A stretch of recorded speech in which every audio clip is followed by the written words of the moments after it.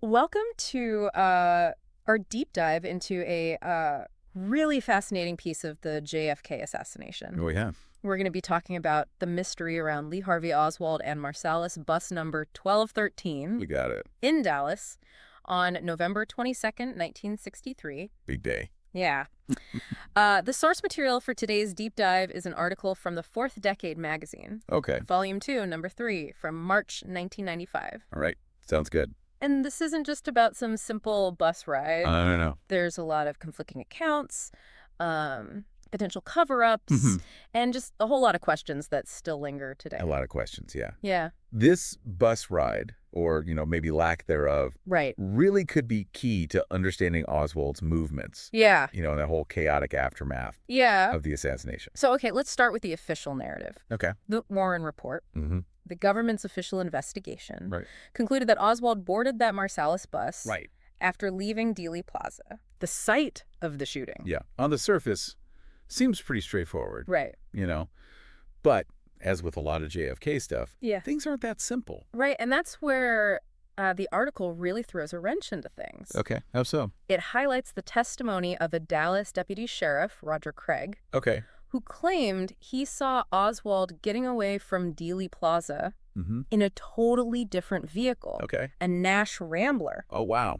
At the same time, the Warren Report puts him on this bus. Oh, that's a pretty big discrepancy. Yeah. Right. Two totally different getaway scenarios. Right. Yeah. Yeah, two totally different things happening at the same time. At the same time. Right. So if we can't even be sure he was in this Nash Rambler, Right.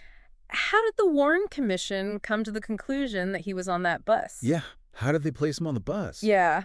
Well, they relied a lot on the testimony of one key witness, Okay. Mary Bledsoe, Okay. an elderly woman who had briefly rented a room to Oswald earlier that year. Right. And she claimed she saw him board the Marsalis bus Okay. and even gave a really detailed description Okay. of his appearance Yeah. and his behavior. Like what? Even saying he seemed nervous and like a maniac Wow. with disheveled clothes. Interesting. So, Yeah, at first glance, Bledsoe's testimony seems pretty compelling, right? yeah. Places Oswald right there on the bus, Right. right after the assassination. Seems like a slam dunk. But the article doesn't stop there. Okay. It digs deeper and uncovers some serious challenges to Bledsoe's account. Okay, so what are we talking about? What kind of challenges? Well, for instance, the bus driver, Cecil McWaters, Okay. and another passenger, Milton Jones, Okay. both gave descriptions of the man they saw Okay. boarding the bus Right. that don't quite match up with Bledsoe's description. Really? So we have two other people on the bus who don't corroborate her story. Yeah, so we have two people on the bus who don't corroborate the main witness putting Oswald there. Okay, so what kind of discrepancies are we talking? Well, McWaters and Jones Okay. remember the man wearing a jacket, Okay. but Bledsoe insists he wasn't. And these inconsistencies might seem small, Yeah. but they start to raise questions about how reliable Bledsoe's memory was. Yeah. I mean, that's a big one, right? If she can't remember if he was wearing a jacket or not, Right. how can we trust anything she says? And the article suggests that these inconsistencies weren't just isolated incidents. Oh, really? It highlights a pattern of details Okay. in Bledsoe's testimony that cast doubt on her credibility overall. Like what? Well, there's her confusion over the sequence of events, Okay. her reliance on notes during her testimony, Mm-hmm. and even her difficulty identifying Oswald's shirt in a photo lineup. Hmm. All these factors combined Yeah. paint a pretty shaky picture of Bledsoe as a reliable witness. Yeah. I mean, if you put it all together, Yeah. she doesn't sound too reliable. So if we can't fully rely on Bledsoe's account, Right. what can we actually piece together about what happened on that bus? Yeah. What do we actually know? Do McWaters and Jones give us any valuable insights? Yeah. What can they tell us? Yeah. They do. Okay. Their testimonies give us this pretty fascinating glimpse Okay. into what was happening on that bus Yeah. as news of the assassination was spreading. Wow. They described the bus stopping at Griffin Street, Mm-hmm. passengers reacting to the news, Right. and even a police search that happened right there on board. Wow. So you really feel like you're there Yes. experiencing that day. It's like you're right there with them. Yeah. But hold on. What is it? If the Warren Report hinges on Bledsoe's testimony, Yeah. and we're now questioning her reliability, Right. what does this mean for Oswald's alibi. Yeah, what does it mean for him? Yeah. Well, that's where it gets even more interesting. Okay. McWater's testimony reveals a pretty crucial detail. A 45-minute discrepancy What? between when the bus should have reached Oak Cliff Okay. and when it actually did. A 45-minute delay? Yeah. That's a big gap in the timeline. Yeah, that is. And since the entire point of Oswald being on the bus was to establish an alibi, Right. this unaccounted for time raises some serious questions. Absolutely, if he wasn't on the bus. Right. As Roger Craig says. Right. What was he doing for those 45 minutes? Yeah, that's the question. Right. That the Warren report never really addresses. Never addresses it, no. And remember, this all happens right after the assassination. Right. Which makes it even more mysterious. Yeah, absolutely. Yeah. And that missing 45 minutes Right. isn't the only gap in his timeline that day. Oh, really? Yeah, the article highlights another period of time that's unaccounted for. Okay. A full 30 minutes. Wow.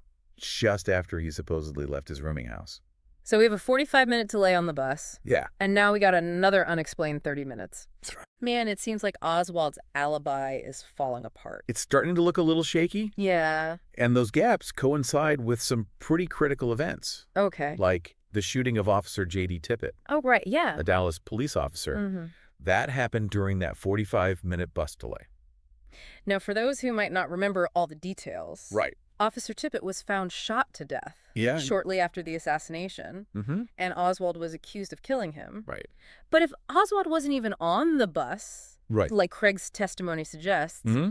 could he have even been involved in Tippit's shooting? Yeah, that's the million-dollar question, isn't it? Right. It's a crucial question. Yeah. And one that the article really wrestles with. Okay. It examines witness accounts Mhm. and forensic evidence related to Tippit's shooting. Okay. But it stops short of definitively saying whether Oswald was responsible or not. Interesting. Yeah, and actually, Yeah. it points to some evidence that casts doubt on his presence at the crime scene. So that adds another layer of complexity to this whole thing. Yeah. We have this missing time, the Tippit shooting, Mm. and now doubts about whether Oswald was even involved. Yeah. What makes it even more intriguing is that despite these changing narratives Right. about the bus ride, Oswald never offered an alternative explanation. Really? Yeah. For his whereabouts during those missing minutes. Never clarified where he was if not on the bus. So he changed his story about the bus, Right. but never clarified where he was. Never said where he was. His silence on this is deafening. Yeah. You got to wonder why. Yeah, it seems like he was avoiding the question. It does. But how does this bus ride, Right. or lack thereof, I guess we should say, Yeah. connect to the bigger picture of the assassination? Right. How does it all tie together? Could it point to a larger conspiracy? That's a good question. Like some have theorized. Yeah, that's where the article takes us. Okay. It argues that these gaps in Oswald's timeline is inconsistent statements. Right. And the conflicting witness accounts Mm-hmm. all point to the possibility that he was a pawn Yeah. in a much larger scheme. Like a patsy. Yeah, like a patsy. But if Oswald was being set up, Right. wouldn't those behind it have ensured he had a more airtight alibi? Yeah, you'd think so, right? Yeah. And that brings us to another really intriguing detail Okay. that the article highlights. Right. The bus transfer they found in Oswald's pocket. This was evidence linking him to the bus, right? But the article raises a really big question. What's that? How did Oswald get that transfer if he never actually boarded the bus? Hold on. I'm a little confused. Yeah. Are we talking about a different bus transfer? No, it's the same transfer. Oh, right. The one in his pocket. Okay. But the article points out Yeah. it was for the Marsalis bus, Right. not the Beckley bus, Okay. which would have taken him closer to his rooming house. So the wrong bus transfer. Sounds like a pretty sloppy mistake for someone trying to fake an alibi. Yeah. How could that be evidence of a conspiracy? It does seem kind of counterintuitive. Yeah. But the article suggests that if Oswald was part of a larger operation Okay. and the bus ride was meant to be a false alibi, Right. someone would have to give him that transfer. Right.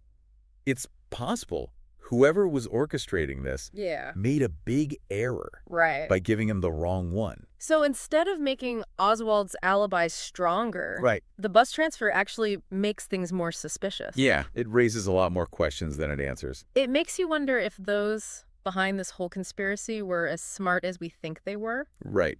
And the 45-minute bus delay Right. really throws a wrench in their plan. Yeah. Seems like there are a lot of things they didn't plan for. Or maybe these weren't mistakes at all. What do you mean? What if the wrong bus transfer was planted on purpose Okay. to make Oswald look even more guilty? That's a pretty dark thought. Yeah. To think he might have been framed a scapegoat. Take the fall for something much bigger. And, speaking of Oswald being identified, Yeah. there's another detail from McWater's testimony that I thought was really interesting. Okay, what is it?